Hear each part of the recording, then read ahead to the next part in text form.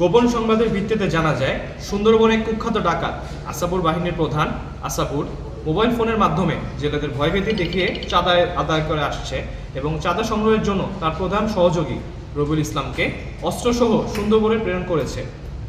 প্রাপ্ত তথ্যের ভিত্তিতে আজ 25শে মার্চ 2026 তারিখ বুধবার দুপুর 2টায় কোস্টগার্ড বেস মংলা ও আউটপোস্ট নলিয়ান কর্তৃক সুন্দরবনের শিবসা নদীর কুমারখালী খাল সংলগ্ন এলাকায় একটি বিশেষ অভিযান পরিচালনা করা হয়।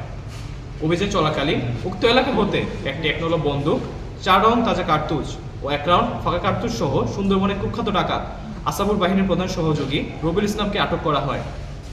আটককৃত ডাকাত রবিউল ইসলাম খুলনা জেলার পাইকগাছা থানার বাসিন্দা। সে দীর্ঘদিন যাবৎ আসাপুর বাহিনীর হয়ে ডাকাতি এবং চাঁদাবাজি করে আসছিল। উল্লেখ্য, ডাকাত আসাপুর বাহিনীর প্রধান সহযোগী রবিউল ইসলামকে আটক করার ফলে উক্ত বাহিনীর সার্বিক কার্যক্রম অনেকাংশে নিষ্ক্রিয় হয়ে পড়েছে।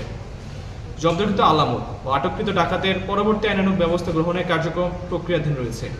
আমরা দস্যুদের উদ্দেশ্যে বলতে চাই, সুন্দরবনকে যোগসুমুক্ত রাখতে কোস্টগার্ডের অভিযান অব্যাহত থাকবে।